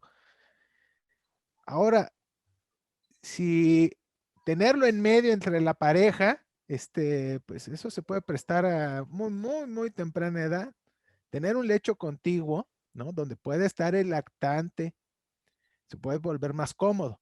Que lo vayas a lactar y que esté en otra habitación, o sea, que se pare la mamá, vaya, le dé la leche, se regrese, deje encendido un instrumento electrónico para ver si el niño le dio hipo o se quejó o lloró. ¿En realidad es algo factible? Yo creo que hay que contextualizar esa parte. El papá ronca, la mamá tiene antecedente de epilepsia, no controlado, por supuesto. Hay muchos factores. Si no, si saca al niño de esa recámara lo antes posible, porque es un factor de riesgo terrible estar ahí con, ¿cómo se llama? Con sus padres. Pero en otras condiciones, solo un dato. O sea, la muerte de cuna, pues no es de los, se presenta el pico entre los 3 y los 6 meses de edad. Lo mandamos a los 3 meses a su recámara para que de una vez se vaya acoplando a este tipo de sociedad egoísta, individualista, en la cual nos educan, o mejor lo tenemos al lado para reconocer, ¿verdad?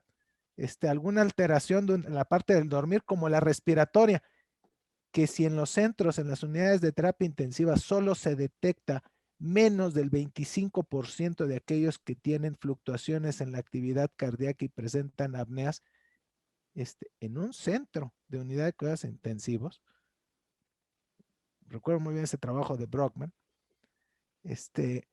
qué puede suceder en otras situaciones. Creo que podemos reconocerlo. Es un periodo de crianza, sí. Criar es un compromiso muy fuerte y va a traer unos cambios definitivos. Va a cambiar nuestro estilo de vida completamente y durante mucho tiempo, por no decir toda la vida.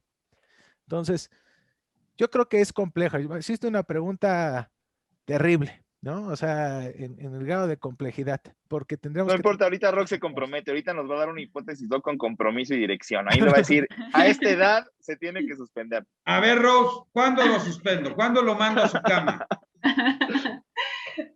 Bueno, en el contexto,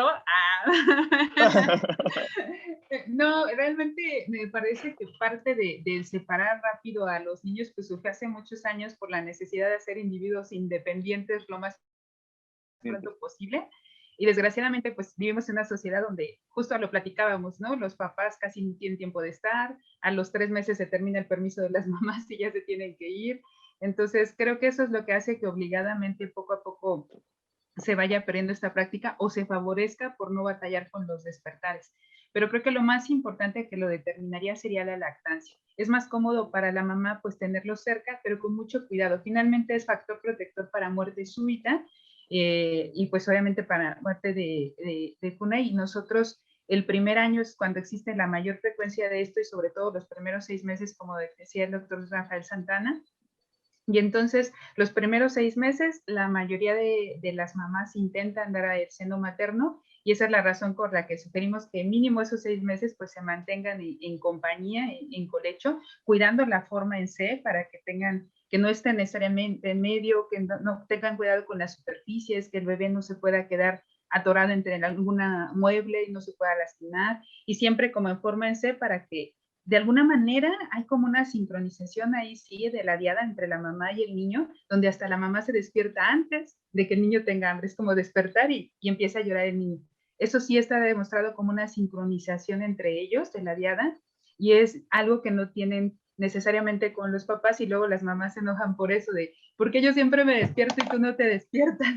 Yo siempre les digo a las mamás, pues es que biológicamente no es culpa de tu esposo, o sea, está determinado así, y desgraciadamente nuestro cuerpo, el rol de la mujer ha cambiado mucho actualmente, pero pues el cuerpo está hecho para acompañar ese desarrollo. Entonces, el colecho muy bueno, yo diría que mientras estén dando lactancia se puede mantener, principalmente el primer año. Si no están dando lactancia, yo lo sugeriría hasta los primeros 6 meses, y después en camita, a lo mejor puede ser también camita colecho que esté un poquito ya separada, y tratar de al año de edad, pues intentar pasar a otra habitación. Esas serían como mis recomendaciones, y todo muy en función también de la lactancia y el tiempo que la persona quiera estar dando lactancia. Pero entre más tardemos, como si el plan es pasarlo a una habitación, pues entre más tardemos en pasarlo, luego van a ir generando ansiedad de separación los niños, y pues es otro proceso como el poco a poco irlos habituando a estar separados. Oye, Chucho, entonces que se vaya, lo saco del cuarto de los papás al cuarto de los hermanos, porque con los hermanos no hay colecho, o sea, es diferente. O se tiene que ir un cuarto solo para favorecer esta independencia individual.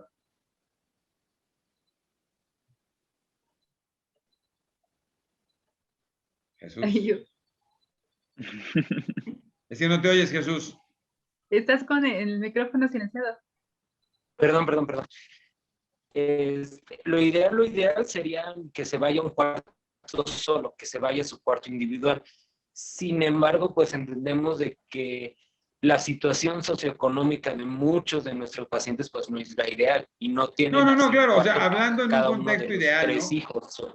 Si vives en un depa que hay 2 cuartos y son 2 papás y 5 hijos, pues aunque ni modo que lo saques a la sala, ¿no? O sea, se tienen que ir con los hermanos. Pero si se pudiera, o sea, óptimamente, ¿no? Sí, no, lo ideal en situaciones perfectas sería que cada quien durmiera en su propia habitación, porque a final de cuentas puede que un hermano ronque y no solo se va a interrumpir su propio sueño, sino va a interrumpir el sueño de los demás. Entonces pueden haber otros factores que a lo mejor a uno le benefician, pero a otro le perjudican. Entonces, por lo mismo, sí tenemos que estar en un cuarto 100%, lo más 100% oscuras que se pueda y con la menor cantidad de ruido para favorecer el mejor sueño. Ese es el motivo por el cual tendría que dormir en su propia cama y en su propio cuarto. Ok. Ya todos Oye, Juan queremos Carlos, nuestra propia recámara, ya todos queremos, ¿cómo se llama? No, yo también quiero mi propia recámara. claro, yo 18, también, eso le digo a mi mujer y no amplia. me hace caso. Pues sí, nos visitamos de vez en cuando, ¿verdad? Es lo que yo le digo a Pero- mujer, cada quien en su cuarto y nos visitamos ahí en un intermedio. Oiga, doctor Juan Exacto. Carlos García, ¿y se vale Mándame, que doc, duerman en mándame. su cuarto, pero el fin de semana sí se vengan conmigo? Vemos una película con palomitas, ya que se queden conmigo, que es muy rico quedarnos todos juntos, y de lunes a viernes en su cuarto. ¿Se puede dar Así, doc. permisos o no? Híjole, a ver. Sí, por supuesto que se puede. O sea, por supuesto que se puede. Siempre se va a poder. La verdad es que nosotros, el establecimiento de rutinas tiene que estar bien marcado, ¿no? Inclusive en los días que se tiene que hacer. Tú dices, las rutinas son diarias. Sí, pero tampoco a la escuela se va diario, ¿no? Y es una rutina. Entonces, por supuesto que se puede hacer, siempre y cuando eso no interrumpa lo que el niño ya está acostumbrado a realizar. Entonces, sí, por supuesto que de repente si pasa una película y vamos, se llevó un poquito más y es sábado y el otro día incluso tiene la oportunidad de despertar un poco más tarde, por supuesto que se puede hacer siempre y cuando no sea con tanta frecuencia ni interrumpa la semana, ¿no? Que esto O es sea, interesante. también los puedo dejar que se levanten más tarde los fines de semana, eso no irrumpe en los ciclos, o sea, el lunes a viernes a las 6 y fines de semana a las 10. Creo que tiene que ver mucho en el contexto de las actividades que realiza la familia, ¿no? La realidad es que sí, los fines de semana, si los niños no están realizando una actividad tan temprano como conectarse a la escuela en estos momentos de la pandemia, e incluso la familia tampoco lo hace, hay una tendencia, Doc, a que se pueda desfasar un poco el tiempo de sueño sin que esto interrumpa el resto del sueño durante la semana. Y estamos hablando aproximadamente de una hora y media en que puedes despertar más tarde y es lo normal en fin de semana si no hay ninguna actividad que se tienda a realizar durante ese tiempo sin que interrumpa con la rutina de sueño. Obviamente el domingo para el lunes es el momento importante donde el niño tendrá que ir a descansar lo mejor posible para empezar bien la semana. Que las mamás lo saben, los lunes son terribles, los lunes son, vamos, cuando van a la escuela, los lunes son muy complicados porque vienen justo de este pequeño desfase del fin de semana, pero un niño que esté bien habituado no tiene problemas para volver a su ritmo de sueño normal. Puntualmente para lo que preguntaba de la película y demás, sí, pues de repente son situaciones que pueden suceder, que puede salirse de la rutina, ¿no? Pero la rutina habitual tendría que ser una adecuada higiene de sueño en el contexto donde pudiera estar durmiendo solo. Y lo del colecho, Doc, lo hemos platicado muchísimo en Cerebros en Desarrollo, hemos tenido temas completos sobre colecho. Creo que la conclusión ha sido que, lo decía un poco Chucho, el contexto social ha modificado incluso la definición de colecho por la cantidad de hijos y de los espacios con los que se cuentan, pero platicábamos algo en Cerebros con nuestros psiquiatras, ¿no? Y es este sentido de independencia. ¿En qué momento definiríamos la parte de independencia en un niño? Y es donde la controversia es muy amplia, ¿no? Y nosotros siempre hemos definido parte de lo que decía Rox, tiene que ver con ese proceso de lactancia y donde la mamá también tiene que descansar, eso es muy importante. O sea, el colecho también tiene que considerar el descanso de la mamá, es decir, el hecho de que duerma junto al niño y tú estás desperdiciando una habitación ahí porque tiene su habitación y nunca la ha ocupado, ¿no? Eso también pasa y la gente que seguramente nos está escuchando algunos casos sabrá. Vamos, hay que ocuparla, porque al final de cuentas la mamá también tiene derecho a descansar. Viene de un proceso de lactancia que puede durar aproximadamente 6 meses, un año, donde está despertando por las noches para amamantar al niño, no ha descansado bien durante este tiempo y también se vale. El colecho también tiene que ver con el descanso de las mamás y lo hemos comentado en Cerebros. Y hay otras teorías que tienen que ver sobre, por ejemplo, la deambulación independiente, que dicen que una vez que el niño está caminando y camina solito es el mejor momento para que el colecho se interrumpa, y muchas otras situaciones que por sobre todo la gente que nos sigue en Sudamérica, lo que usted sabe, tenemos un grupo ahí de mamás en Argentina, por ejemplo, y en Chile que defienden el colecho a más no poder y tienen también sus afirmaciones y obviamente sus experiencias favorables, ¿no? En pacientes donde han pasado el año de edad y siguen durmiendo con ellas y vamos, es muy respetable, pero creo que las medidas de higiene de sueño también es algo que se tiene que considerar. Oye, Juan Carlos, tú que eres experto, yo ya que está muy de moda, le doy unas 2 gotitas de cannabis para que duerma bien. ¿Qué tanto se está usando cannabis para esto y qué tanto lo recomiendas tú? Bueno, así como experto yo no lo diría, Doc, ¿no? Ni tampoco como usuario, afortunadamente. O sea, sí llego a dormir bastante No, bien estamos en la hablando de noche. aceititos, gotitas. Perdón. Sí, no, fíjese qué interesante, y ahí está Rafa Santana, ¿no? Estudios que se han desarrollado en México. México ha sido, y ahora tengo la oportunidad de estar con la doctora Marcela Morales tomando neurofisiología del sueño en el instituto, ¿no? Entonces es muy interesante el poder conocer este desarrollo de investigación que se ha tenido en México. Y México ha sido de los países pioneros de investigación sobre cannabinoides en sueño, empezando por que en paz descanse el doctor Drucker Colín, que ha sido un pilar en ese tipo de investigaciones. Fíjese que, contrario a lo que pensábamos, y ahí con Rafa hemos tenido algunos comentarios, incluso algunos procesos ya de estructura de algunas investigaciones que usted conoce perfectamente bien, que hemos empezado a trabajar sobre contrario a lo que se pensaba, Doc, de esta situación y la participación del cannabidiol en la mejoría, ¿no, Rafa, de estas latencias del sueño, que Rafa es experto, y en la microestructura del sueño, donde incluso hemos visto que el cannabidiol podría no ser tan benéfico en ese aspecto, Doc, en darlo antes de ir a dormir, y que inclusive podía tener ciertas alteraciones en las latencias y la estructura del sueño. E incluso, Doc, nosotros lo hemos observado en esos pacientes que tenemos con epilepsia, que empiezan con el uso de cannabidiol y que de repente empiezan con despertares en la noche y te avisan, ¿sabes qué, Doc? Empezamos el aceite, se está despertando, cosas que antes no pasaban, y cómo nos hemos ido recorriendo un poquito, Doc, ¿no? Antes era de cada 12 horas y antes de ir a dormir, y de repente así como que no mejora a las 7, no mejora a las 6, no mejora a las 5, y ya no lo damos tan noche. Y esto va teniendo una correspondencia clínica y con los estudios evidentemente, ¿no, Rafa? De latencias de sueño y de microestructura, que tú eres experto en esa parte, donde parece ser que el CBD se tiene que manejar con cierta precaución para no intervenir en esa calidad del sueño. Sí, realmente yo creo que como cualquier opción terapéutica, pues está en investigación, ¿no? Número uno, y pues la evidencia nos está mostrando que pues tiene sus efectos sobre lo que conocemos como la arquitectura del sueño, con esto de las latencias, pero también en una parte muy importante y que es lo más relevante en las poblaciones pediátricas, que es la microestructura del sueño. Lo cierto es que existen poblaciones de altísimo riesgo, ¿no? O sea, tenemos epilepsias refractarias a tratamiento que requieren de opciones y de búsqueda de nuevas opciones ¿cómo se llama? De alternativas terapéuticas. Y es válido ocupar e indagar en este tipo de, ¿cómo se llama? De opciones. Pero pues, tenemos que mantener siempre la parte de la investigación. O sea, todas las opciones, las vacunas, ¿no? Que parece que es un tema tabú, no puedes hablar mal de las vacunas. No se te ocurra hablar mal de las vacunas porque ya te ganaste el desprestigio del mundo. Claro que es la mejor opción en la medicina preventiva, la parte de las vacunas, pero todas las opciones deben de ser estudiadas, porque todas tienen un efecto. Las palabras tienen un efecto.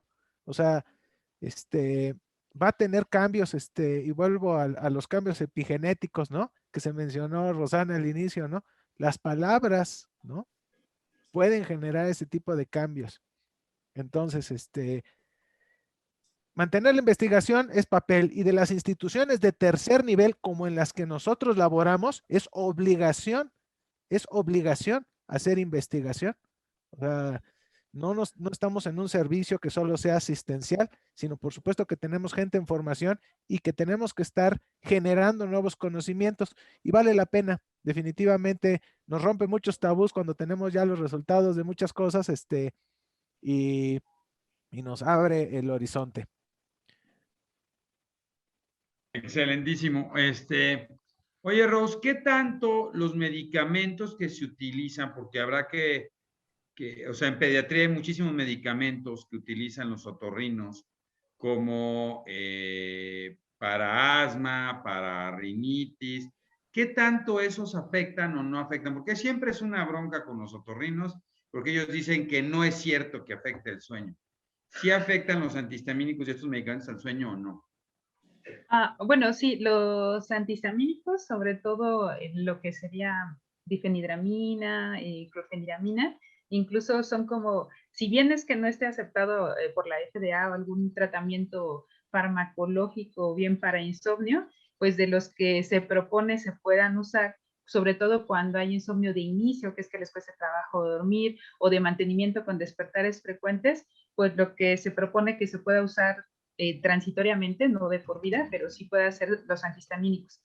Entonces, de alguna manera sí puede apoyar a disminuir los despertares y a disminuir la latencia de sueño. Eso como que sí lo puede modificar. No necesariamente para algo como malo, sino para mejorar la continuidad. Por otra parte, todos los pues salbutamol, los analgésicos, a veces los pueden poner un poquito más activos, alerta, y eso pues a la par como volverlos más reactivos a la hora de dormir. Sin embargo, si no está controlado bien su padecimiento, como en el asma, pues van a tener despertares frecuentes por la tos, o si rinitis alérgica, pues por el moco. Entonces, realmente se vuelve algo donde no hay manera de evitar, pues, administrar el tratamiento para mejorar la calidad del sueño también. Oye, Jesús, ¿y qué tanto se recomiendan en niños pequeños la utilización de benzodiazepinas para ayudarlos a dormir? No, como que es muy común que pues mejor dales un ribotril o dales... Tus gotitas. Bueno, no, para no, perdón, ya no quiero mencionar fármacos, perdón. ¿Qué tanto el alprazolam, diazepam funcionan, Jesús? ¿Tú lo recomiendas, no lo recomiendas? ¿A partir de qué edad lo podría recomendar? Es que ahí depende, uno, habría que ver qué patología o qué es lo que estamos intentando tratar, porque a final de cuentas tenemos, por ejemplo, lo más común, insomnio. Tenemos como un algoritmo de tratamiento. De primera instancia es ver qué es lo que está ocurriendo, qué es lo que está provocando la enfermedad, ver si podemos corregir esa parte, es decir, de que si se puede corregir con puras medidas higiénicas del sueño, o de que, pues sabes que es que tiene insomnio, pero también volvemos a lo mismo, tiene TDA, tiene autismo, alguna otra patología que pudiéramos manejar antes de tapar el sol con un dedo, que sería manejar el insomnio, por así decirlo. Ahora, si tuviera un insomnio primario, por así decirlo, que no fuera relacionado con alguna otra enfermedad, hay inclusive algoritmos de tratamiento donde las benzodiazepinas o algunas benzodiazepinas no son de primera instancia. Podríamos probar primero, por ejemplo, la melatonina, que tampoco es de que esté indicado darle melatonina a un chiquito de 6 meses. O sea, hay que ver la edad, porque no en todos está indicado todos los tratamientos. Igual, de primera instancia, darle sus gotitas de clonazepam a un paciente, pues no es la primera opción de tratamiento, ninguno. Ok, oye, Juan Carlos, entonces sí darles antiepilépticos como la pregabalina en los niños, ¿no? O sea, ¿por qué si mi hijo no tiene un problema de sueño le das un antiepiléptico, ¿no? Le das pregabalina o gabapentina, o por qué le das un antihipertensivo como la clonidina, que es el cataplexán que le encanta darle a Rafael, y por qué se la doy, ¿no? O sea, si mi hijo no tiene eso, tiene un problema de sueño. Sí, Doc, aquí hablamos de algo muy importante y creo que todos vamos a coincidir, espero que todos coincidamos, en esta situación donde lo correcto no es buscar un efecto secundario de un medicamento como un efecto primario. No significa que sabemos que hay medicamentos en neurología, por ejemplo, que como un efecto secundario o adverso pueden causar somnolencia, pueden causar sueño. La mayoría de los antiepilépticos eso hacen, causan sueño. No está bien el buscar ese efecto con el antiepiléptico. El antiepiléptico tiene que tener una indicación específica, obviamente epilepsia, en algunos casos, otros como estabilizador del estado de ánimo para los compañeros psiquiatras que los utilizan de forma frecuente, algunos antiepilépticos para estos fines, pero como un efecto agregado, un efecto secundario, causan sueño. Es muy sencillo a veces para muchos facultativos pues utilizar ese tipo de efectos secundarios de los medicamentos y de repente lo hacemos incluso con los antihistamínicos. Lo decía bien Rox, aunque no hay una indicación, a veces puedes mandar un antihistamínico para poder favorecer el inicio del sueño. Sabes que a diferencia de las benzodiazepinas probablemente no tengamos ningún efecto bastante, vamos, en cuanto a la parte de sedación y algún efecto adverso relacionado con el medicamento. Y entonces se te hace mucho más sencillo el poderlo administrar. Son medicamentos de libre venta, van a la farmacia, lo compran y le va a causar sueño, lo cual no es correcto. No es correcto el intentar manejar ese tipo de circunstancias a través de antiepilépticos, a menos que el problema del niño asociado con el sueño sea secundario a algún tipo de epilepsia que ocurre en el sueño. Eso puede ocurrir, y lo hemos visto con Rafa también, en algunos pacientes donde nos podemos llegar a confundir con fenómenos que ocurren al dormir. El paciente se despierta, está teniendo algunos movimientos, pensamos que puedes tener algún despertar confusional de sueño, estar bajo algún terror nocturno, y resulta que cuando hacemos un estudio especializado como es la polisomnografía, nos damos cuenta que no es así, que estamos teniendo descargas epilépticas nocturnas. En este momento, lo que ocurre es que iniciamos tratamiento y sí tenemos una mejoría significativa, pero es porque es indicado para ese paciente. Pero de ninguna manera yo consideraría que los antiepilépticos son una estrategia para el manejo de problemas del sueño de manera, vamos, pura, solamente para manejar problemas del sueño. Rapidísimo, Chucho, ¿la melatonina genera adicción o no? No, No, ¿y cuánto en el tiempo caso de la la puedo melatonina tomar? no lo hace. ¿Perdón? ¿Cuánto tiempo lo puedo tomar? ¿Cuánto tiempo lo puedo tomar? Porque en la pandemia todo el mundo está tomando melatonina, es impresionante. Sí, Entonces, pero ya de repente ya más como es venta libre, pues peor. la pandemia ya lleva un año tomando melatonina, me la puedo seguir tomando, y luego salió por ahí que protegía contra el COVID, ¿no? Entonces, que la gente que tomaba melatonina se enfermaba menos de COVID. Entonces, ¿cuánto tiempo la puedo tomar sin que desregule mis procesos, Jesús? Sí, no, el problema aquí con la melatonina es de que no es de que crea adicción, pero en algunas personas sí puede crear cierta resistencia. Entonces, y puede, como bien dice, medio disregular de que el cuerpo se acostumbra a requerir la melatonina de manera externa. Entonces, sí, lo ideal es de que nada más un tiempo limitado y ¿Cuánto ya es eso? ¿Perdón? ¿Cuánto? Inclusive hay algunos que refieren 6 meses, un año, cuanto más, pero ya un año ya estamos hablando de mucho más tiempo. O sea, son meses, 6 meses. Creo que había un artículo que decía lo ideal sería menos de 5 meses. Entonces, y ya después retirarlo, que no, repito, no causa adicción, pero sí puede ocasionar cierta resistencia al medicamento. De primero requería 3 miligramos y después ya con la de 5 ya no me causa nada. Oye, ¿y puedo retirarlo de manera abrupta o lo tengo que ir haciendo de manera paulatina? Pues sí se podría de manera súbita, pero sí se podría retirar también de manera paulatina, no hay ningún problema. Ok, estamos cerrando, estamos terminando de una plática súper interesante. Si se fijan, el sueño tiene un montón de cosas. Rafa, nada más, antes de poder empezar a entrar en conclusiones, y aquí yo quisiera que Rafa y Rose y Chucho nos ayudaran muchísimo, y es, ¿por qué no se hacen los estudios de sueño en los niños que tienen problemas de sueño? O sea, ¿por qué la gente o los médicos rehusamos tanto hacer polisomnografías? Decía Juan Carlos ahorita que trabajando contigo, ¿no? Nos hemos encontrado cosas tan interesantes estudiando ahora los sueños, que el otro día platicamos Juan Carlos y yo, ni hemos tenido pacientes en conjunto, porque tú eres nuestro neurofisiólogo de sueño cabecera, y te encontramos un montón de cosas, ¿no? ¿Por qué no se hacen esos estudios? ¿Y dónde es mejor hacerlos? ¿O dónde recomiendas más? ¿En un hospital o hacerlos en casa? Bueno, yo creo que esta herramienta ha cambiado, o sea, el poder hablar de sueño, gracias a que tenemos ahora estas herramientas, ¿no? Tecnológicas, el desarrollo de la polisomnografía enriquecida con la electroencefalografía completa, el video simultáneo, ¿no? Se vuelven unas herramientas fantásticas para el estudio objetivo del sueño. La formación, definitivamente no podemos diagnosticar lo que no conocemos.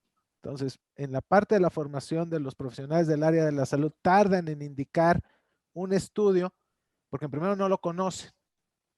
Y una desconsideración también de la parte clínica y de los factores de riesgo, que es algo muy importante. O sea, si es un individuo que tiene factores de riesgo perinatal, que tiene antecedentes de trauma, que tiene, evidentemente hay que estudiarlo. Y claro, podemos abordar primero al paciente en la parte, con la parte ambiental, ¿verdad? La parte de la higiene del sueño, de los buenos hábitos. Pero si hay otros fenómenos que nos llaman la atención, que están sucediendo, que no son normales, como el ronquido que bien mencionabas, o unas parasomnias, estos eventos que pueden presentarse, pero una vez en la vida, ¿qué es eso? Eso es normal, es frecuente en los niños, pero oye, te dice, me sucede prácticamente casi todas las noches. Oye, la recurrencia llama la atención. Si se está afectando el crecimiento, está afectando el desarrollo, requieren estudios específicos. Y en el caso del dormir, el estudio objetivo que nos va a permitir abordar a estos pacientes es definitivamente un estudio polisomnográfico. Claro que contamos con clínicas que tienen todo, como la Clínica de Trastornos del Sueño de la Facultad de Medicina de la UNAM, en donde se forman recursos, se hace investigación, se da asistencia y se pueden hacer extraordinarios, se pueden abordar los diversos trastornos que contempla la última clasificación de trastornos del sueño internacional. Los diversos trastornos, con todo un equipo de recursos humanos, con una visión multidisciplinar en abordaje de este tipo de problemas. Claro, también existen la parte de los estudios al domicilio que tienen sus beneficios porque pues no lo cambiamos de ambiente a los niños. Entonces, tal vez lo más importante es hacerle un buen estudio, porque hay muchos estudios y entonces le mando a hacer un estudio de sueño, pero pues no, sin montaje 10-20, o sea, sin valorar toda la actividad eléctrica cerebral, caray, pues te acabas de quitar una herramienta fantástica de haber registrado 8 horas la actividad eléctrica en ciclos, en los diferentes ciclos que mencionaba Jesús, que tenemos 4 o 5 ciclos por noche. Adiós, o sea, ya no observaste ni esos cambios ni nada, porque no indicaste correctamente el estudio que necesitaba. Y si, no, pues sin video, si estás pensando, tiene movimientos anormales, ¿no? O estás pensando en que puedes tener una zona epileptogénica, qué bien, ahora te quitaste la clínica que te podría haber abonado el mismo estudio de, ¿cómo se llama? El mismo estudio de sueño. Entonces, hay diversos estudios, pero creo que la base de que no se indiquen es esa todavía carencia que existe en la formación, que hay grandes esfuerzos por parte de la universidad en realizarlos desde pregrado hasta posgrado, pero son insuficientes todavía. Requerimos, como lo estamos haciendo en este momento, orientar a las familias porque el 30% de los pacientes que llegan a la clínica de trastornos del sueño no lo mandó ¿cómo se llama? Un profesional del área de la salud. Él se informó y buscó ayuda para acudir a la clínica de trastornos del sueño. Nadie, ningún otro profesional lo orientó. Entonces. No, yo la verdad es que te quiero reconocer, digo, para nosotros es un honor tenerlos a ustedes tres aquí con nosotros, ¿no, Juan Carlos? Este gran grupo y reconocerte a ti por el liderazgo que has tenido y este empuje para poder conocer más, como ya vimos, y nos falta mucho más, ¿no? De lo que podríamos hablar, pero que es súper importante estudiarlo, incluso estudiarlo en nuestra población, porque como ya vimos, las modificaciones socioambientales, ¿no? Socioculturales, tienen impactos y modificaciones en estilos de vida y habitaciones, y uno de esos es el sueño. Entonces, muchísimas gracias a ustedes. Quisiera que fuéramos cerrando. Una conclusión, Rose, algo que nos quieras decir. Bueno, primero no sé si Juan Carlos quiera cerrar con algo. No, fantástico. Ya agradecer a Rafa, a Roxana y a Chucho el estar aquí con nosotros. Como usted decía, es un placer, es un honor para nosotros de Cerebros en Desarrollo siempre tener especialistas de tan gran nivel y obviamente todos preocupados por eso, por el desarrollo, y eso es lo más importante de todo. Ya lo dijo muy bien Roxana, lo dijo Rafa en sus intervenciones, esta importancia de que el sueño sea una parte fundamental del interrogatorio en pediatría. Se nos olvida, se nos va. El sueño, les decía, siempre queda como en segundo plano, a veces nos importa mucho. Oiga, ¿come bien? Sí, bueno, pues qué bueno, come bien, no tiene problema para comer y come de todo. Pero cuando le preguntamos qué tal duerme, cómo duerme, a qué hora se duerme, a qué hora se despierta, ¿no? Y empezar a tener esa sospecha diagnóstica de que algo puede estar ocurriendo cuando el niño va a dormir. Nada más eso, Doc, y sí, obviamente cerrar con las recomendaciones de nuestros expertos y nuevamente agradecer su participación en Cerebros en Desarrollo el día de hoy y agradecer a toda la gente que nos sigue en México y en diferentes partes de Latinoamérica. Un abrazo. Ahora sí, Rose. Ajá. Pues muchas gracias por compartir, creo que gusto estar aquí con ustedes y con maestros, muchísimas gracias. Y pues creo que lo más importante me parece es que recordar que el sueño es parte de un pilar de una buena calidad de vida y como parte de ese pilar creo que la mayoría estamos habituados a si me da tiempo duermo y deberíamos de cambiarlo por debo de dormir esta cantidad de horas o darme este tiempo para dormir y ver de qué manera distribuyo el resto del día para todo lo demás. Saber que todo medicamento que nosotros podamos dar para un tratamiento, quizá inicialmente como para el insomnio, tiene un costo a pagar, que se debe usar si en algún momento se considera su uso, sea siempre previa higiene de sueño, y si no es evitable el poder intentar algo farmacológico, se tiene que hacer, que sea con la menor dosis posible y el menor tiempo posible, pues por los riesgos de los efectos adversos que esto puede dar. Pues mucho gusto estar aquí con ustedes y se les quiere mucho. Muchas gracias. Gracias, Rob. Jesús. Igual, antes que nada, muchas gracias por la invitación. Y nada más mencionar, o sea, como bien dijo la doctora Rose, el sueño es un pilar. Igual, así como nos cuidamos de lo que comemos y estamos haciendo dieta y ejercicio y todo eso, el sueño también requiere cuidarlo. Necesitamos dormir bien, dormir en la forma adecuada, el tiempo adecuado para poder tener un mejor rendimiento en nuestra vida diaria. Si no dormimos bien, no vamos a funcionar al 100% durante despiertos. Entonces tenemos que dormir bien, y durmiendo bien ya es una gran parte para tener una muy buena calidad de vida. Estimado Rafael. Oye, pues agradecerles el que este evento haya quedado tan padre, ¿no? La verdad es que solo abona a la relación que se tiene con el hospital infantil, por supuesto, directamente con ustedes, y que solo ha dado frutos positivos, ¿verdad? Y que qué mejor para conmemorar el Día Mundial del Sueño, que de hecho su eslogan es algo así como sueño regular, pero que en regular en la traducción literal no es muy propia en nuestro país, pues decir un sueño adecuado, un sueño reparador, pues es indispensable para tener un futuro saludable. Eso sí, pero el futuro saludable es mañana, porque no dormir tiene repercusiones inmediatas. Y en las poblaciones que más nos interesa, que es la población pediátrica, juega un papel esencial, que de no atenderse, pues va a estructurar una serie de problemas que se pueden cargar el resto de nuestra vida.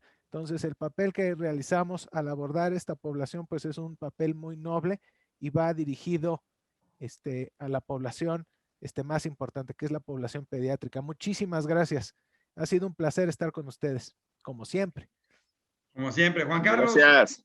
No, muchas gracias a todos. Muchas gracias a todos. No se olviden de nuestras redes sociales, Cerebros en Desarrollo, en todos lados, en donde quieran. En Instagram, en Facebook, en Spotify, Doc, para los podcasts, en iPodcast, en todos lados estamos como Cerebros en Desarrollo, siempre con temas de interés y evidentemente que tienen que ver con el crecimiento y el desarrollo de los cerebros sanos de nuestro país. Muchas gracias de nuevo a todos. Doc, no sé si quieras concluir con algo, estamos ya por terminar. No, pues que es increíble, fueron 2 horas maravillosas, una plática sobre un tema importantísimo que es el sueño, y que la pandemia ha tenido un impacto muy fuerte, ¿no? En las cuestiones de sueño, y no solo en los niños, sino también en los papás, ¿no?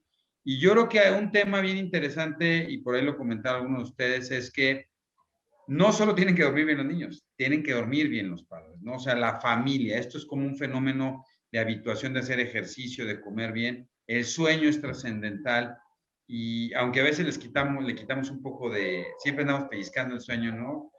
Todos nosotros, pero creo que es muy importante regularlo. Muchísimas gracias. Seguiremos trabajando, ¿no? Ya tenemos ese artículo, esperamos que salga pronto el capítulo que escribimos por ahí de sueño, entonces que también Rose está por ahí. Muchas gracias a todos y hasta la próxima. Hasta luego. Chao. Duerman bien. Gracias. Bye. Hasta luego.